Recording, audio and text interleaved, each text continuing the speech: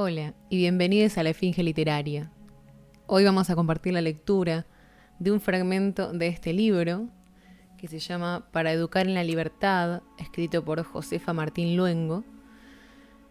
que es un libro que está enmarcado en una colección que se llama Para educar en la libertad. Es un libro que compré hace muy poquito en una feria de editoriales que se hizo acá en Buenos Aires. Es de una editorial chilena, una editorial que reúne y edita textos anarquistas. Y estoy muy feliz por haberlos encontrado porque leer estos libros, son 2 volúmenes, me abrió la cabeza de una forma hermosa y me permitió ver otras alternativas de educación. Bueno, no voy a decirles mucho más, vamos a ingresar a este libro. Voy a leerles un fragmento que se llama Educación para la Igualdad. Hay otros en los que están, por ejemplo, cómo organizar una escuela infantil libre, educación para la no violencia, educación sexual, agrupamiento del alumnado en una educación libertaria, métodos y textos, ¿no? Es más que nada una forma de compartir sus experiencias para quien quiera ampliar los proyectos de educación. Y bueno, este capítulo, que también se encuentra en este otro libro, el volumen 1 y el volumen 2, el capítulo de Educación para la Igualdad, de alguna forma nos cuenta un poco para qué esta educación, qué es lo que tiene y por qué deberíamos educar a las niñas desde la más temprana infancia para que sean libres, para que se cuestionen las cosas. Está muy bueno y se los voy a compartir porque a mí me gusta mucho.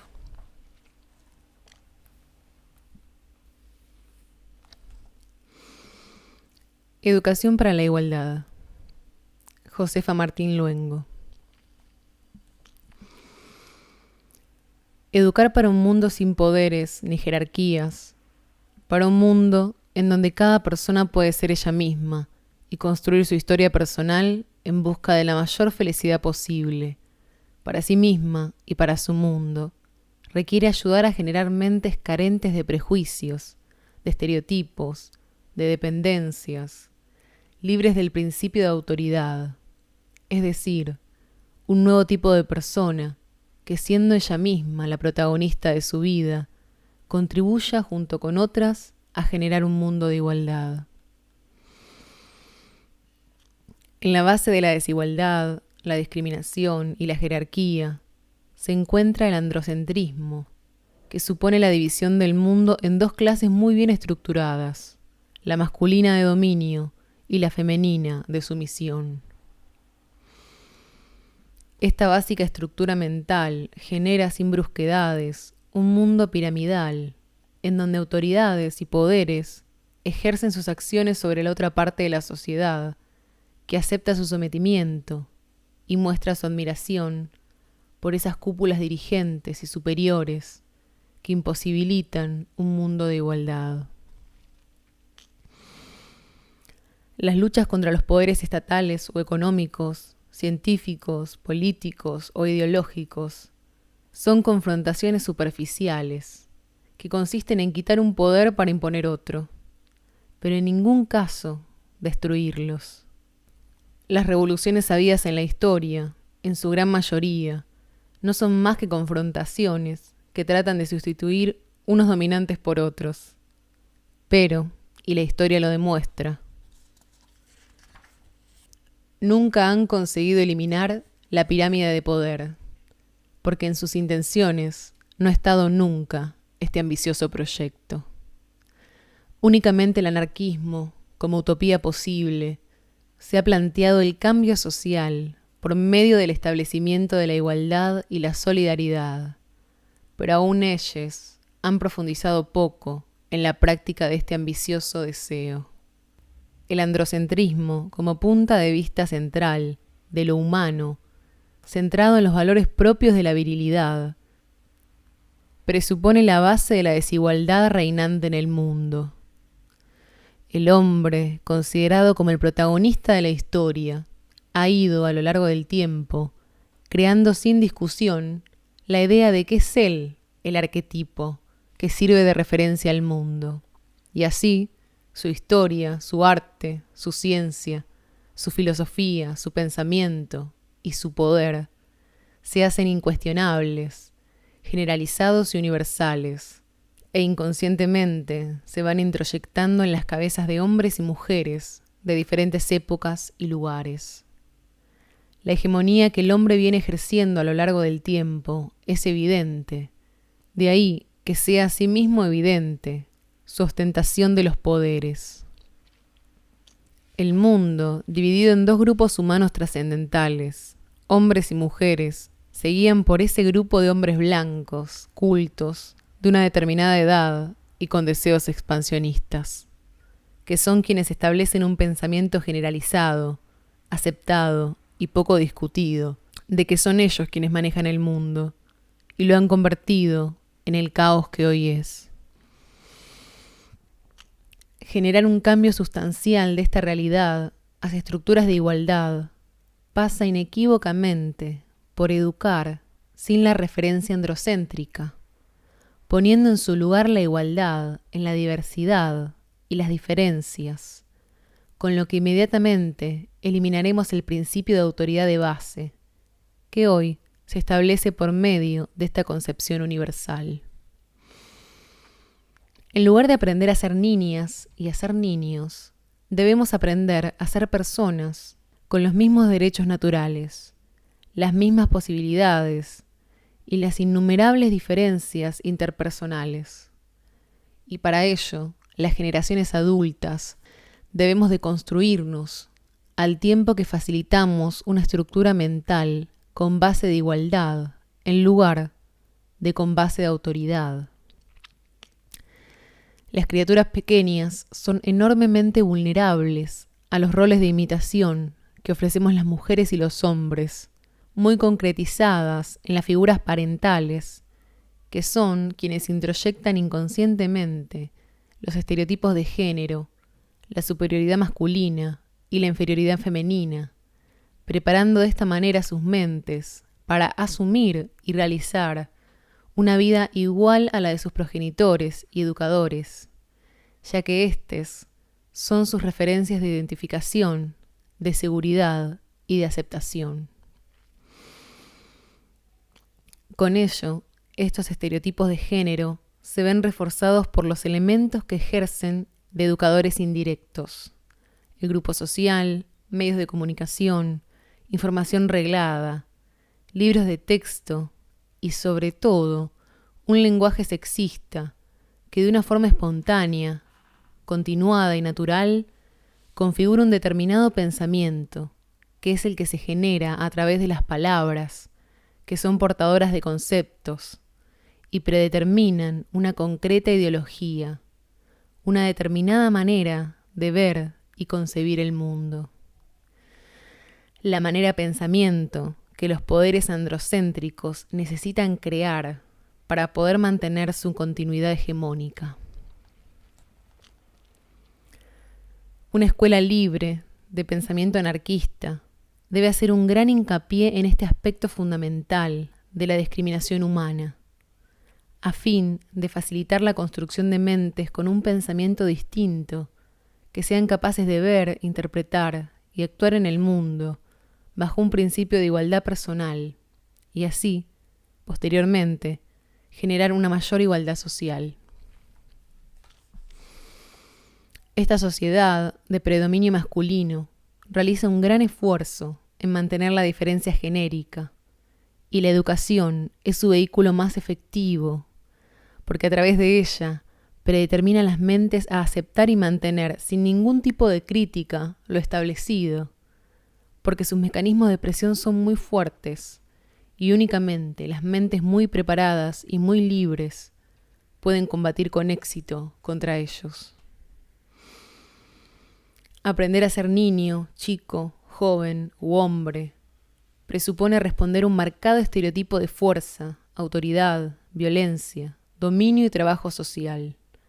al que si no se responde, se castiga con la duda de la virilidad y la angustia que esto genera. Definir su sexo pasa por responder a estos rasgos de género, unificando así machismo y hombría, de tal manera que los chicos encuentran serias dificultades en romper estas manifestaciones personales, porque si adquieren y manifiestan otras, se pone en duda su masculinidad, su virilidad, su ser hombres, y la presión social les impide desarrollarse como personas, porque deben inhibir sus otras capacidades, actitudes y rasgos personales, para responder inexorablemente a estos otros, evitando, de esta manera, la angustia de la duda de su identidad sexual. Aprender a ser niña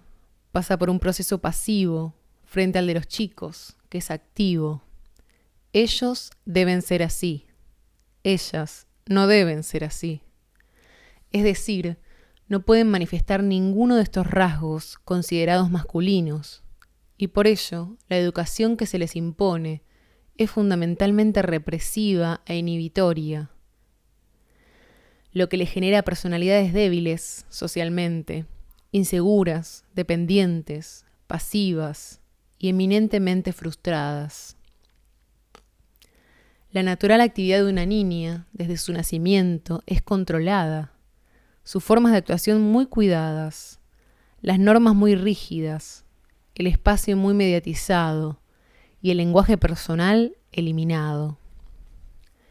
De esta forma, su manera de ser y ver el mundo es diferente al del masculino, ya que poco a poco van ocupando el lugar de la resignación, del sacrificio, del servicio, del silencio, de la objetividad estética, de protagonistas del deseo sexual masculino, de la incomunicación y de la sumisión frente a las figuras representativas de la autoridad. Si se manifiestan según su naturaleza, son castigadas con el rechazo familiar, social y educativo, poniendo en entredicho su feminidad, sintiéndose únicamente valoradas si son elegidas y estimadas por los varones, que son quienes ostentan el rol de superioridad y de autoridad. Si tenemos en cuenta que desde el nacimiento el trato adulto que se le da a chicos y chicas es marcadamente diferente, nos podemos explicar sin dificultades el extraordinario éxito que tiene la introyección de los estereotipos de género, que asimismo constituyen la base de la desigualdad humana y posiblemente de todos nuestros males actuales y pasados. Uno de los aspectos primarios que actúa sobre esta discriminación genérica lo constituye el uso y dominio del espacio. Desde sus inicios, a los chicos se los estimula para que se desenvuelvan en grandes espacios, que los dominen con amplitud, y su constante actividad se les potencia desde el nacimiento. Ello les va a estructurar y capacitar para el dominio, la acción y el conocimiento de un entorno que deben tempranamente utilizar sin miedos ni limitaciones. Mientras que a las chicas, desde el principio, el espacio se les limita, la actividad se les inhibe y generalmente se las deja desenvolverse en un territorio estrecho, concreto y determinado. La actividad y el conocimiento del entorno se les coahorta a fin de que se vayan acostumbrando a sentirse bien en zonas pequeñas y sientan temor ante espacios desconocidos y nuevos. De esta manera, al chico se le prepara para dominar el mundo y el espacio exterior, y a la chica para sentirse segura en el recinto doméstico, estableciendo de esta manera la base primigenia de la discriminación de género: los hombres hacia el mundo, las mujeres hacia la casa.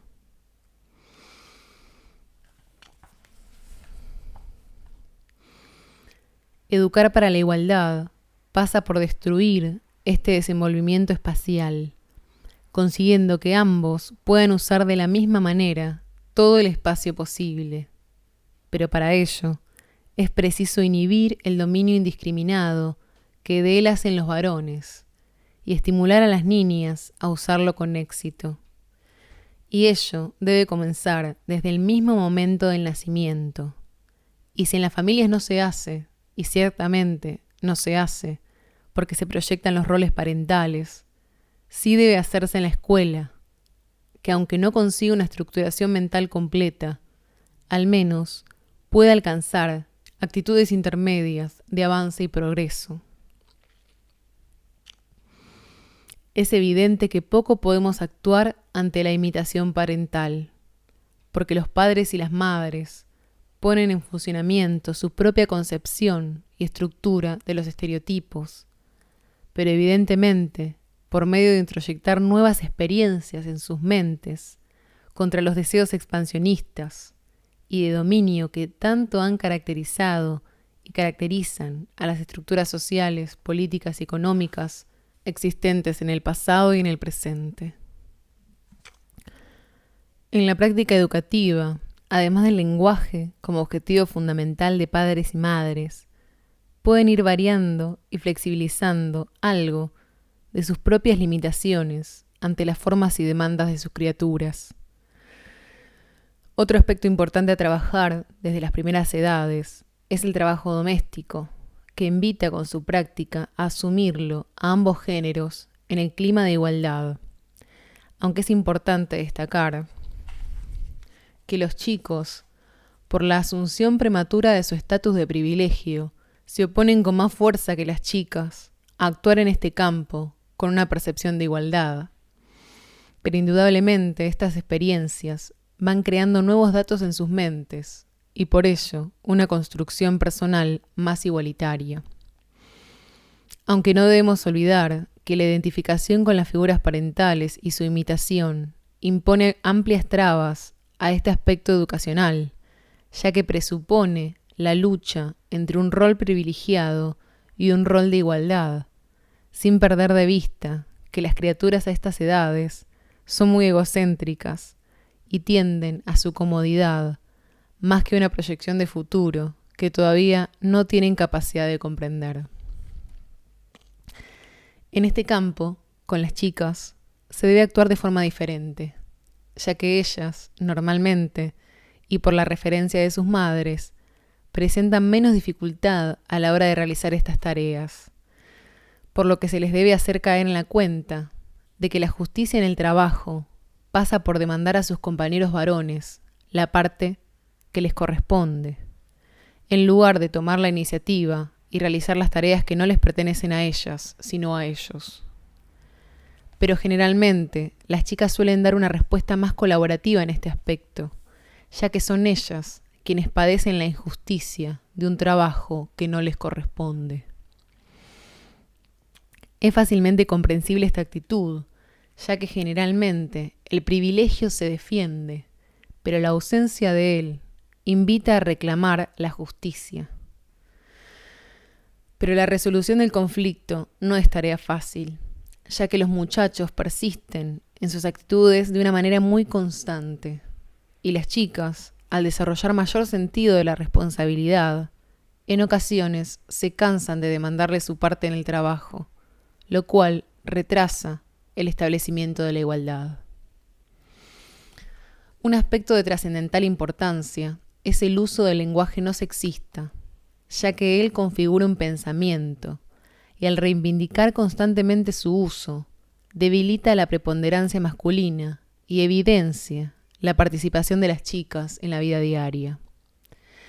No podemos olvidar que lo que no se nombra no existe, o existe de otra manera. García Calvo. Y si se utiliza el masculino genérico, la presencia de las mujeres no se encuentra en ningún momento en la vida cotidiana, lo que les hace potenciar el androcentrismo y fomentar su sentimiento de inferioridad, así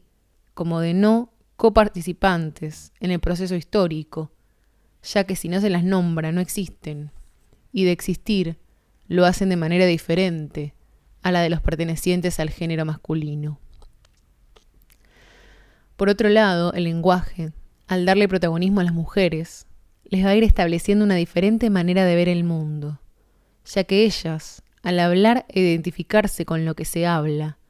no se van a sentir excluidas, sino protagonistas, de la misma manera que los chicos lo vienen siendo y sintiendo desde siempre. Es curioso apreciar cómo si en un colectivo mixto se habla en masculino, suele no haber ninguna voz que se alce contra ese lenguaje sexista. Las chicas pueden callar y aceptar sin paliativos el dominio androcéntrico. Pero si en algún momento, en un colectivo mixto, se habla en femenino, siempre los chicos alzarán sus voces para reclamar su presencia y su género. Esto nos indica hasta qué punto el hombre se siente protagonista de la historia y las mujeres no,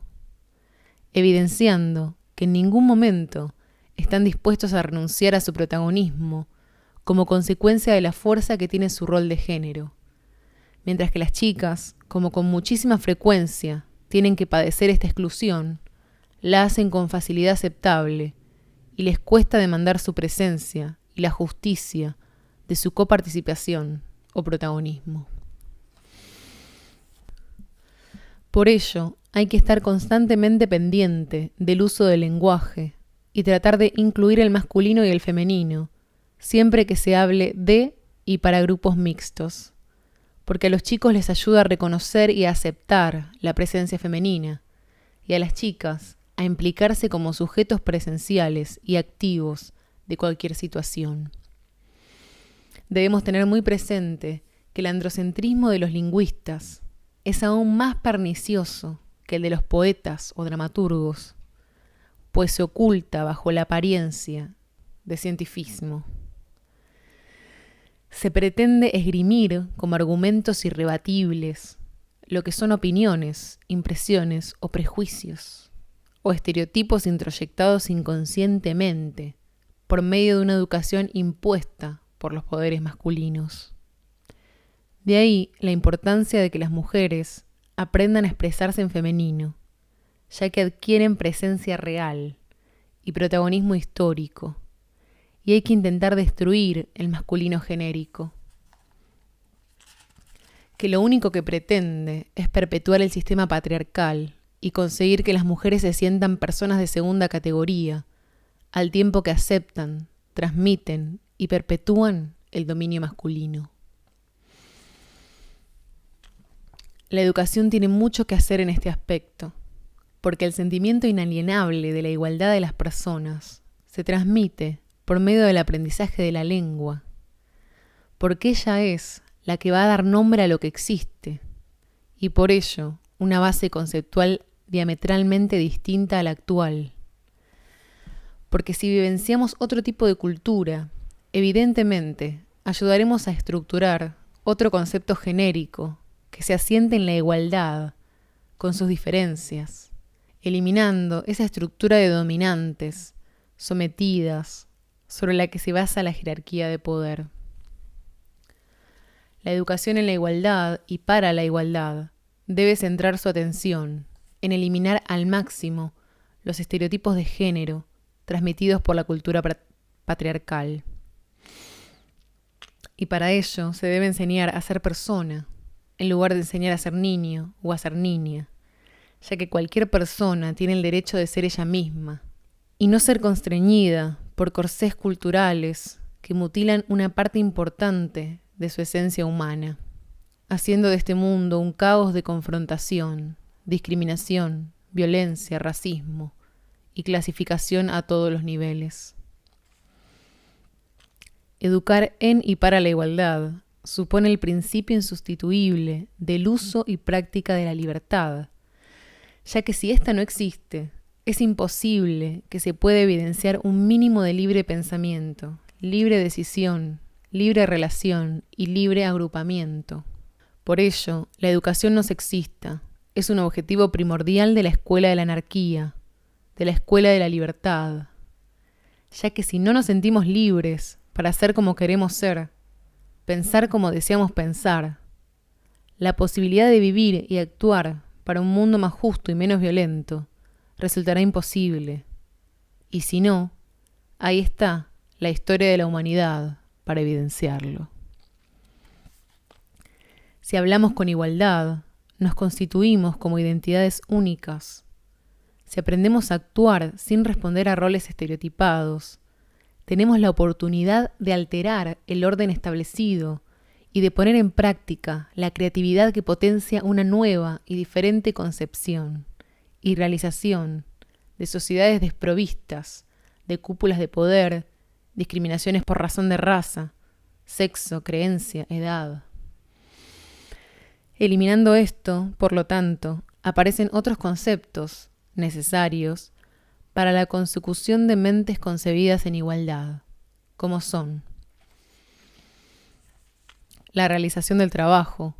ya que la división del trabajo en doméstico o privado, para mujeres, y social o público, para hombres, supone el ejercicio práctico y cotidiano de la discriminación por razón de género,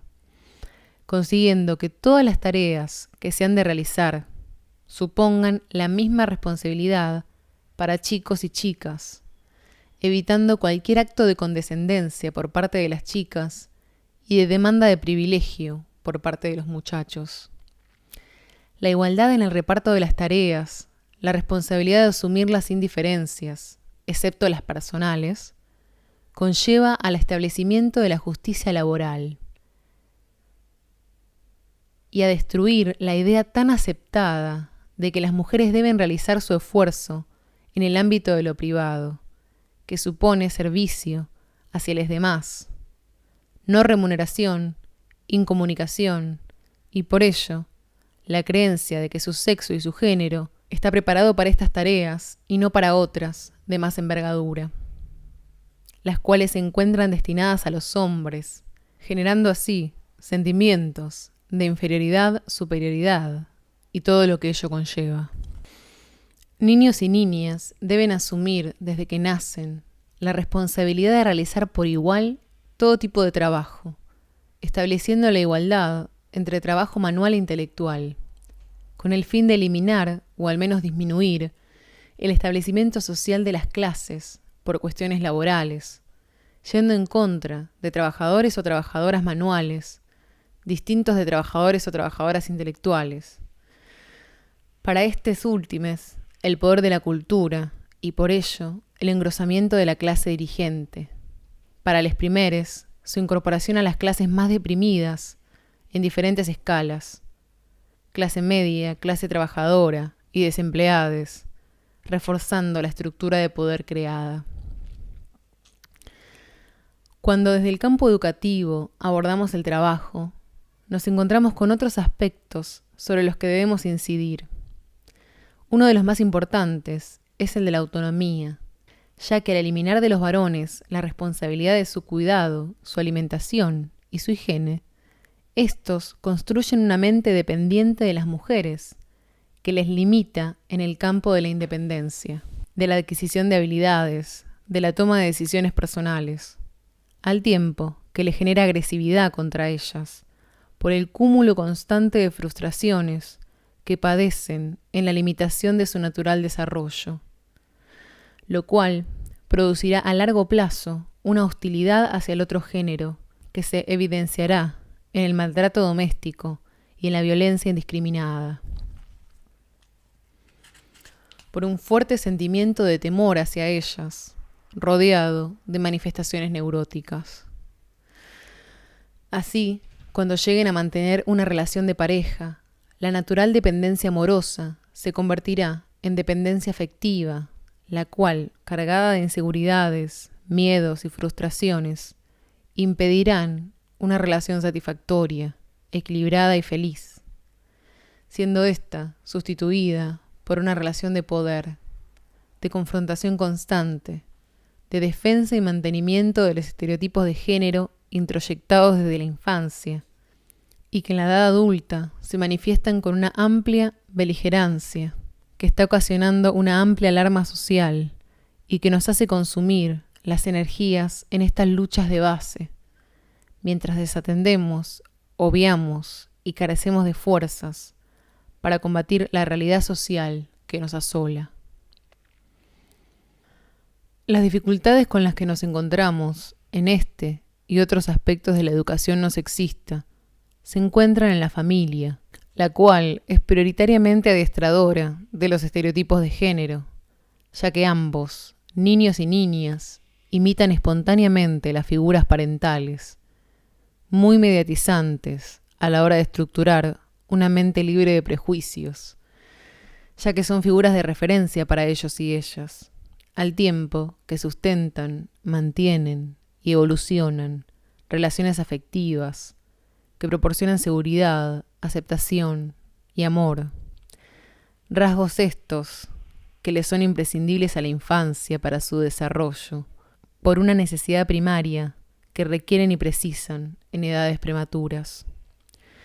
Con lo que en la educación, en y para la igualdad, los chicos y las chicas tienen que soportar una fuerte ambivalencia. La de responder a una vivencia igualitaria que se expresa en la escuela, frente a la imitación de las figuras parentales o la crítica hacia ellas, creándoles estas últimas inseguridad y miedo al rechazo. En una educación racional, como es la de la escuela Paideia, niños y niñas comprenden, lógicamente, la relación de igualdad, pero detestan tener que poner en tela de juicio a su padre y a su madre, con lo que se les crea un conflicto, al tiempo que genera en la vivencia diaria procesos de avances y retrocesos, los cuales puede que sean superados en una edad más madura, cuando alcancen una autonomía e independencia mayores. Otra característica importante en la educación igualitaria es la sexualidad, ya que ésta introyecta de una manera muy rígida los estereotipos sociales. Ya sabemos que la libertad sexual o su represión son un elemento clave a la hora de generar mentes libres, porque la energía que se precisa para reprimir un instinto natural es excesivamente fuerte como para determinar un desarrollo personal, evolutivo y maduro. En este campo es donde más claramente se detecta la introyección del principio de autoridad, ya que la negación de una sexualidad libre y espontánea a lo largo de las edades evolutivas supone el sometimiento a la autoridad parental o educativa, y por ello la aceptación de todo un sistema jerárquico de poder y sometimiento. Hay que tener muy presente que el estereotipo masculino se fija y mantiene, preferentemente por la respuesta positiva o negativa que se le da al concepto de masculinidad, ya que se identifica masculinidad con machismo, y es en este aspecto en donde género y sexo se identifican, generando la idea de que si no se responde al rol de género esencialmente cultural, se pone en entredicho la identidad sexual, lo cual, sobre todo en la pubertad y adolescencia, les proporciona una gran inseguridad y temor. La educación afectivo-sexual es un medio que ayuda en este campo, pero la relación diaria en los conflictos cotidianos que se presentan es imprescindible para ayudar a eliminar estos temores. Análisis de la realidad, trabajo afectivo-sexual y actuación sobre las actitudes cotidianas son los elementos claves para disminuir las limitaciones que los estereotipos sexuales imponen a la igualdad. Ello conlleva a criticar, analizar y reflexionar sobre el deporte en los chicos y la limitación de los espacios en las chicas. Deporte y violencia, aceptada, son elementos primordiales para indicarles a los muchachos que deben manifestarse de forma competitiva, violenta e insolidaria. Presupone los infravalores de la guerra y la competitividad económica, mientras que el rechazo que las chicas hacen de él indica el tratamiento social que se hace de esta actividad, en donde sus protagonistas son casi siempre masculinos. Las chicas simplemente no aparecen, y si lo hacen, suelen ser en deportes menos reconocidos y en una proporción mucho menor que la que se hace de los hombres. Hoy día, los arquetipos de imitación de la gente menor masculina suelen ser futbolistas para todas las clases sociales y los financieros para las clases más acomodadas. Fuerza brutal y dinero son ideales que esta sociedad propone a las nuevas generaciones masculinas. Las mujeres, a pesar de su enorme auge actual, siguen en la oscuridad, en el silencio y en el ámbito de la estética física y de la objetivación sexual. Sus arquetipos son mujeres objetos que muestran éxito social por sus cuerpos, pero escasamente por sus mentes, sus creaciones, sus aportaciones científicas o por cualquier otra cualidad considerada exitosa en esta sociedad. Los medios de información siguen mostrando una mujer tonta, madre o esposa, pero no persona, que revierte sus valores, hechos y actos para evolucionar el mundo. Se las sigue tratando como ciudadanas de segunda clase, débiles, dependientes, inmaduras y sumisas, por lo que a la hora de educarlas en la igualdad, debemos romper estas imágenes que constantemente las martillean, para hacerlas comprender sus capacidades y, sobre todo, no dejarse coaccionar por las presiones familiares y sociales, las cuales le piden que sigan respondiendo a los estereotipos de sus madres y abuelas. En definitiva, fieles al rol que el género masculino y la sociedad patriarcal les demanda. En la vivencia diaria en la escuela, las relaciones cambian, pero al tiempo también se pone de manifiesto el adiestramiento al cual se somete a ambos géneros, lo cual lleva a que en la relación escolar vivan y actúen de una manera y en el entorno familiar y social de otra, porque sus edades vulnerables se encuentran mediatizadas por las relaciones afectivas de aceptación, rechazo. Y por ello, para evitar el rechazo, en ocasiones actúan de una manera y en otras de forma diferente, pero nunca igual, por los datos, vivencias y experiencias que tienen,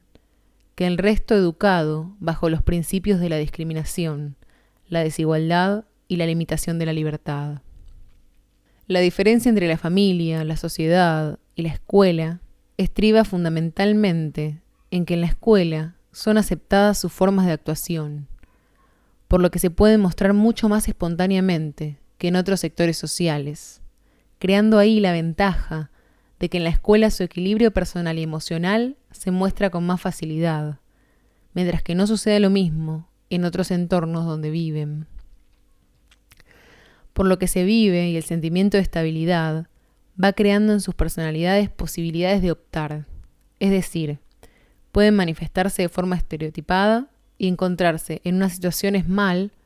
o pueden manifestarse de acuerdo con los roles culturales y sentirse constantemente mal.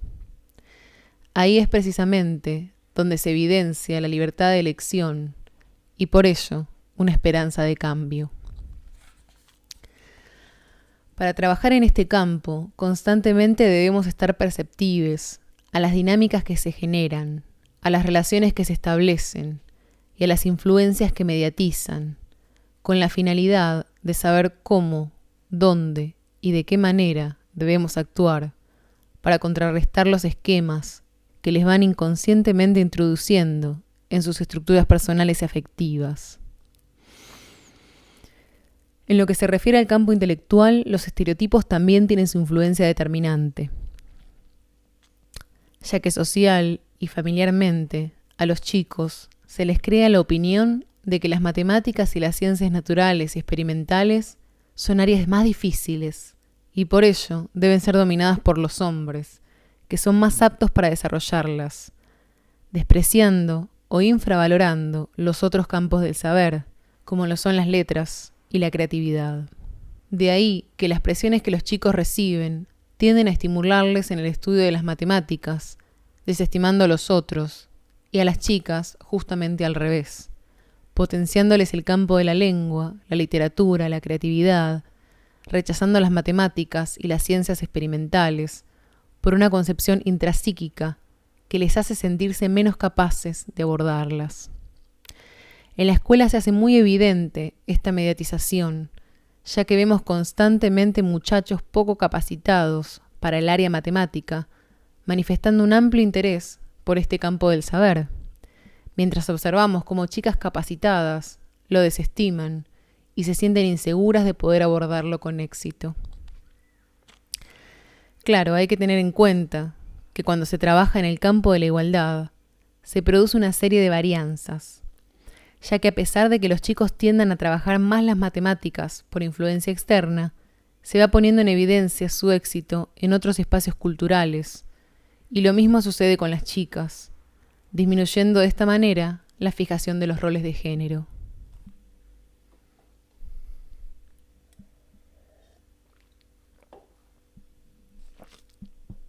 Aunque la dinámica vivencial de la escuela va constantemente en contra de estas mediatizaciones personales, en ciertas épocas, según se vayan manifestando las influencias externas, el tema se trata, con la aceptación de la asamblea, de una manera más exhaustiva, porque ellas y ellos detectan que lo necesitan. Porque los talleres troncales se encaminan a trabajar estos temas con preferencia a otros, consiguiendo un avance importante en el restablecimiento de la igualdad. Para realizar este tipo de trabajo, para establecer la escuela de la anarquía, es imprescindible tener e ir construyendo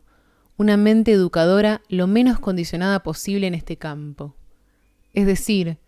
poseer una estructura mental que sin ninguna clase de dudas siente, cree y actúa bajo la concepción de que todas las personas somos iguales por derecho natural, con ricas diferencias personales que pueden contribuir a un mundo libertario, a un mundo sin fronteras, a un mundo libre y progresivo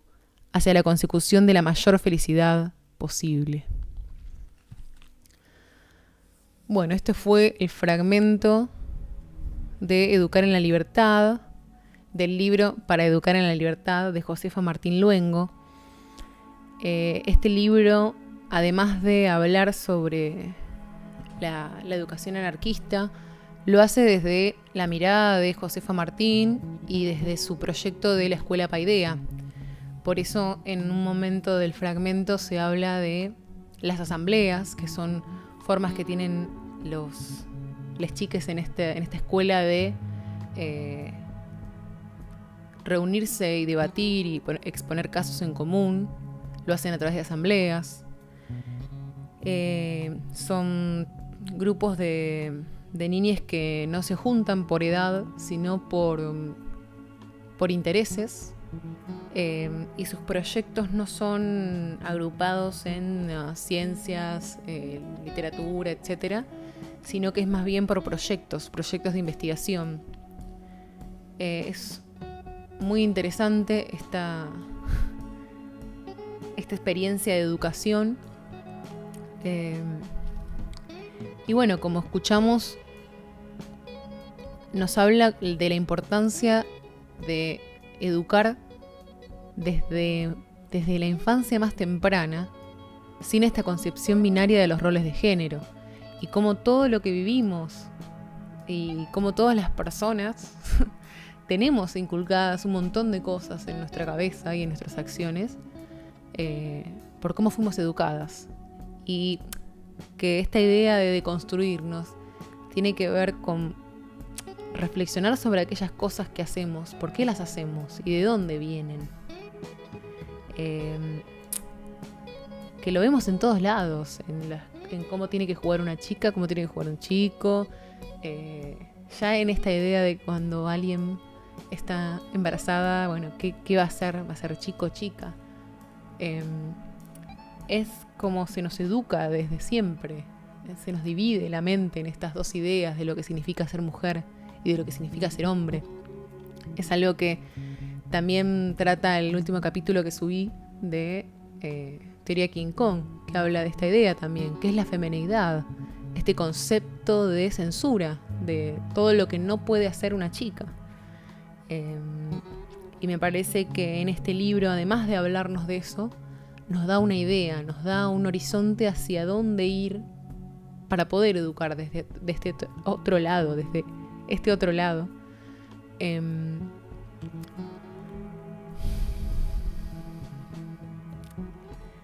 Me pasa a mí, por ejemplo, que ahora leo libros que leí antes y no puedo evitar leer que todo el tiempo hablan de el hombre en la ciencia, el hombre en el arte. Y es esta idea de que es real, que toda nuestra infancia